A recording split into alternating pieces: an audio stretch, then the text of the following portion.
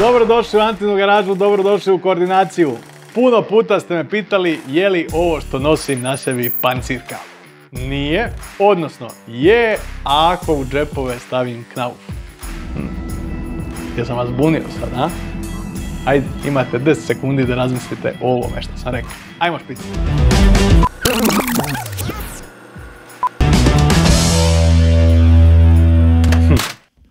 To je moguće jedino ako je taj knauf neprobojan. Kaže svaki vlasnik banke i trezora, budući da više ne mora raditi zidove, ne znam uopće od čega su se prije radili, ali znamo od čega se sad rade. Od neprobojnog knaufa. Ja sam malo zabrinut oko target skupine koje snimam ovo. Mislim, ako ste se zamislili i pojačali, možda imate neki drugi problem, ozbiljniji. Zašto bi iko pucao na vas? Ja mislim da nije vaše rješenje životno knauf. Mislim da vi trebate otići, malo se sabrati, nešto napraviti. Šta će ti neprobojni knauf? Šta radiš ti u životu, frende? Koliko je tebi pare? Ako tebe zanima ova epizoda do kraja, si ti dobro? Ili barem se pravi da te ne zanima. To je sad kao onako, otiđi na WC, kao ne zanima te epizoda, da žena ne sazna u stvari od čega pare. Okle pare u kući. Kužiš? A kad budeš na WC-u, obavezno zaprati koordinaciju i Antinu garažu, pa ćeš saznat sve o neprobojnom knaufu. Ali full želim vidjeti knauf verzije Sopranosa, Kuma, Godfellaza, kako pucaju jedni na druge i onda nosaju knauf zidove kao i brani. S tim da onaj Pajde Sopranosa stvarno izgleda kao da gleta po cijeli dan. Nuga, totalni strikan. Pogledaj ga, molim te, samo daj mu stavi onu kapu što moleri nose. Evo viš ti ovo. Evo tajnog sastojka Bulletproof knauf zidova, to su knauf Toro ploče. Naravno, tebe to ne zanima, jel tako? Gospođo, on ima mirovinsko i zdravstveno, to njemu ništa. On to lako usput gleda, šta će srida popodne, šta da radi od sebe. No dobro, dosta pošalica, ajmo mi složiti knauf zid kroz koji ne može metak. Radi se o zidovima debljine 12,5 ili 15 cm, ovisno o tome jesmo li koristili profil od 75 ili od 100 mm. Manji od toga ne možemo jer u njega smještamo duplu porciju ovih ploča, što je ukupno točno 75 mm. Toro ploče moguće je rezati isključivo cirkularom i to jednom posebnom šajbom. Iako vjerujemo i samim Toro pločama, sa obje strane zatvaramo zid dvostrukim dijamant pločama i naš zid je gotov. Kao u akcijskom filmu dođe kao da te ide upucat kroz jastuk i ništa, kao na drugu stranu ne izađe ništa. Evo ga, gledate u komad knauf zida kroz koji, vjerovali ili ne, metak proći ne može. Obavezno nas zapratite na društvenim mrežama, TikToku, Instagramu, Facebooku, YouTubeu, to je bilo sve od nas za danas. Ma jeti, možeš misliti. Da kako da je to bilo sve od nas za danas?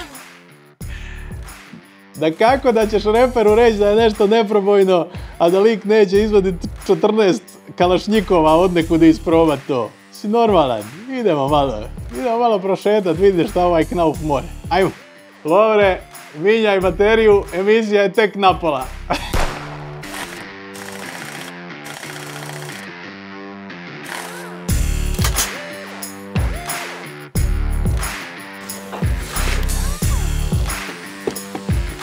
Zamisli koliko je olova u ovom načipu ovdje.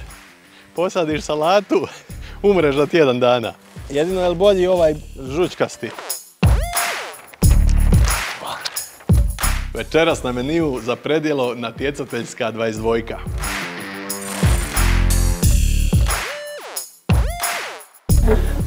Ponistre se vidi šolta, ponistre se vidi meta. Ali znaš šta, nije pitanje hoće li knauf izdržati, nego hoće li ga ja pogoditi s 25 metara. Di ćeš, Lovre, vrati se.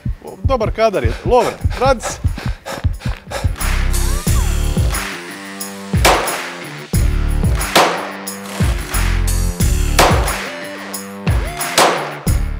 Pa ovo je za takmičar. Pa šta? Ovo je takmičar. Šta je bilo?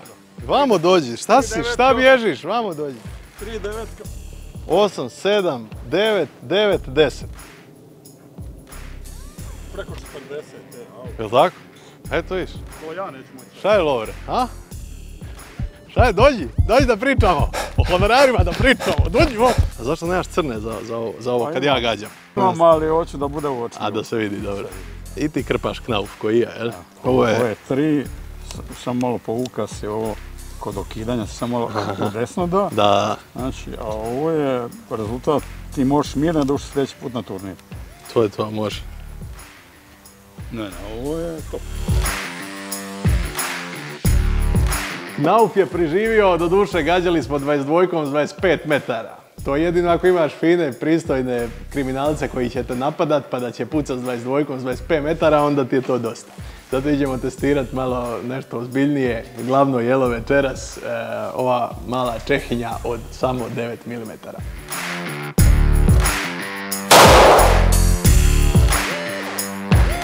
Šta je ovo? Ovo prvi put sam pucao s 9. A boli, žulja me ova 9, idemo ponovo. Ovo je 10. Viza za Kaštela. Uvjerenje o prebivalištu, Imotski.